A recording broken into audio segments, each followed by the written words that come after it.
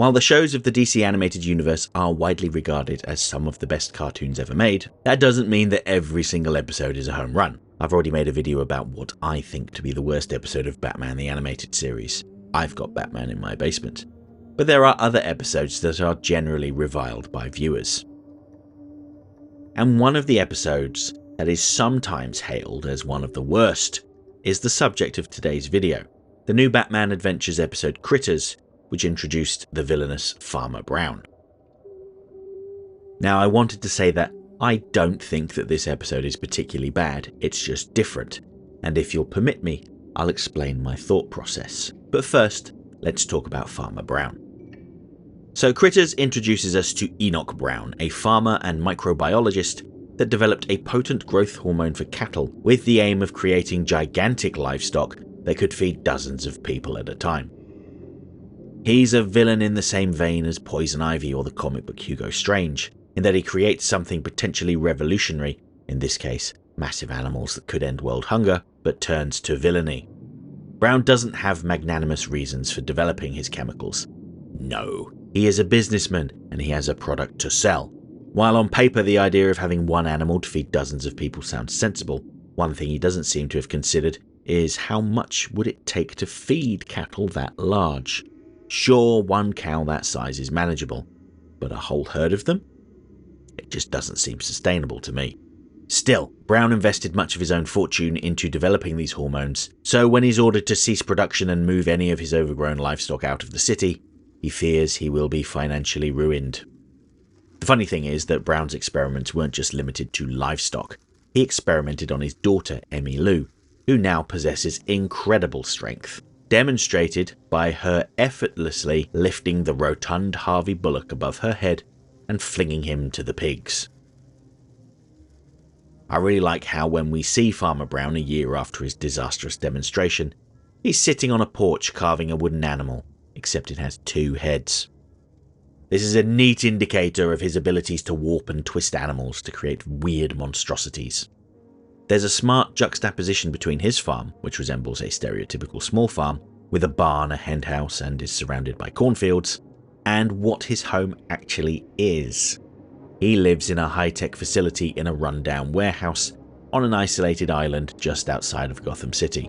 Literally, you can see the city from his office. I guess when the judge ordered him to take his livestock out of the city, he complied, technically, but I think the judge likely had a more distant location in mind. The farm itself is a facade. It's manufactured, just like his animals and his daughter. Brown's new breed of animals aren't just oversized versions of regular livestock. They're far more monstrous in appearance. It seems that Brown had spent the year working on adjusting his formula to create these monsters. Just look at his chickens, which are covered in growths or tumours and look more like dinosaurs than anything else. They aren't friendly creatures. They've been bred to frighten people and cause chaos. The initial wave of beasts, the praying mantises, were genetically altered to expire after a set amount of time, to act as a teaser of what was to come, and Brown takes pleasure in knowing he has distressed the innocent people of Gotham. He views it as his right to torment them after his ambitious project was shut down. His next wave, consisting of oversized cattle and chickens, does a lot of damage, but Batman, Robin and Batgirl are able to defeat them without too much effort. They are, after all, animals and are fairly predictable. Brown's true aim is to extort $50 million from Gotham City, which he views as fair compensation for his growth hormone experiments getting shut down, but this cements him as little more than a common crook. And can we just take a moment to appreciate his method of delivering his demands? A genetically enhanced goat that has been trained to repeat Farmer Brown. Seems like his experiments aren't just limited to growing the size of animals, but altering their genes entirely. He may present himself as a common man, someone that likes to do things the old-fashioned way, but it's all just an act. Aside from his growth hormones, another great example of his phoniness is his pitchfork. He uses it to fend off Batman and Robin. Sure, but when it looks like it may not be enough, he reveals that it's actually a more sophisticated device, capable of firing an energy beam, and it has a small computer in it that controls his facility. And that's a really neat summary of his character. He's so disingenuous, He talks in a stereotypical good old boy manner, like he's come straight out of the 1800s, but he's cunning, devious, and a capable scientist. He does this to trick people into underestimating him. When he introduced his new livestock to the world, he claimed he wanted to feed whole families with a single turkey leg, as if that was some sort of altruistic thing he was doing. The reality is that he was motivated by money and profit, regardless of the kind of lives these animals might live. And I do think that these animals are victims as well. They didn't ask to be turned into monsters and pointed at the citizens of Gotham. And I think that parallels can be drawn to the farming industry, where chickens, for instance, are bred to become as large as possible, with no quality of life, all in the name of profit. Really, we should be treating these animals better.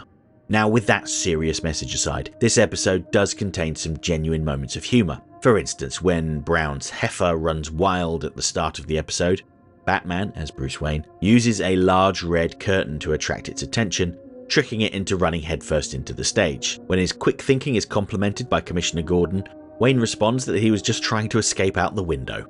Another highlight is the exchange between a restaurant patron and the waiter. There's a bug! In your salad? Behind you! And there's a massive praying mantis literally less than 5 feet from them both. It's comically absurd how close he is. It's like something out of Monty Python, and I think it's great. The whole episode is incredibly evocative of the 1960s Adam West show, with overt humour peppered with traditional DCAU darkness. Just look at Robin's response to the rampaging cattle. Holy cow! This is straight out of Burt Ward's playbook. Out of all of the episodes of the new Batman adventures, I think that Critters embodies the spirit of the show the most. As I always say, TNBA was a different show to Batman the Animated Series, and not just because it had a significantly different creative team. Bruce Timm has made no secret that, by the time they completed working on Batman the Animated Series, including when it was rebranded as The Adventures of Batman and Robin, the creative team felt tired of working on Batman and wanted to try new things. That's why they moved on to Superman, and when the network decreed that they should revive Batman, they felt that it was the perfect opportunity to try out new ways of working, and experimented with their established formula. Now, that's not to say that there aren't some TNBA episodes that feel like they were ripped straight out of BTAS. Over the Edge, Mad Love and Growing Pains immediately come to mind, but there are also comedic episodes like Critters, Joker's Millions and Beware the Creeper. While Batman the Animated Series often peppered in moments of comedy to prevent the tragic episodes from becoming too dour, think of the keys scene from Heart of Ice, there weren't really any overt comedy episodes. The closest thing to a comedy episode I can think of is The Man Who Killed Batman, but that episode also had a very serious theme running throughout it. And we should never begrudge people for trying different things, even if not all of their attempts at something new work that well. Farmer Brown and Emmy Lou only made one appearance in the show, and after this, they weren't really seen again.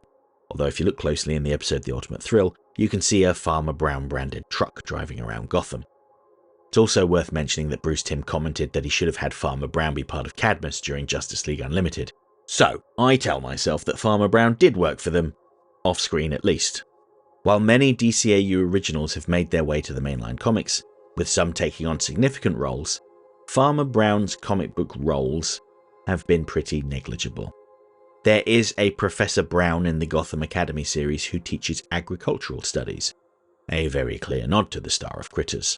Gotham Academy was a series filled with references to the DCAU, from Killer Croc telling a story about throwing a rock at someone, to the school's drama teacher being Simon Trent, the Grey Ghost, and his rivalry with a very B-tass-looking Clayface.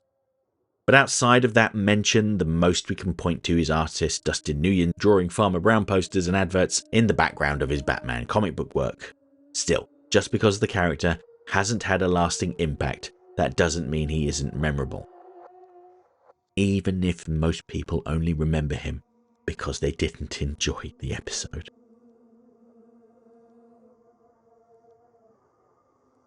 Okay, that's it for this week's essay. If you liked the video, don't forget to like, share, subscribe, leave a comment, tell all your friends about me. You know how YouTube works. If you really enjoyed the video and have the means, please consider making use of the thanks button to send a buck or two my way, because every little helps. I offer channel memberships for $1.99 a month. This will get you early access to my weekly video essay, priority responses to your comments, members-only videos, custom emojis, and an icon on your profile indicating that you're one of my people. And special thanks to my current channel members, who are all listed on the screen right now. Next time I'll be honouring the results of my latest Batman Beyond villain poll to talk about the villains that you voted for me to discuss. We're going to talk about the Terrific Trio, a group that was obviously inspired by Marvel's Fantastic Four, that clearly demonstrated that heroism doesn't come naturally to some people, no matter how hard they try. Hope to see you then.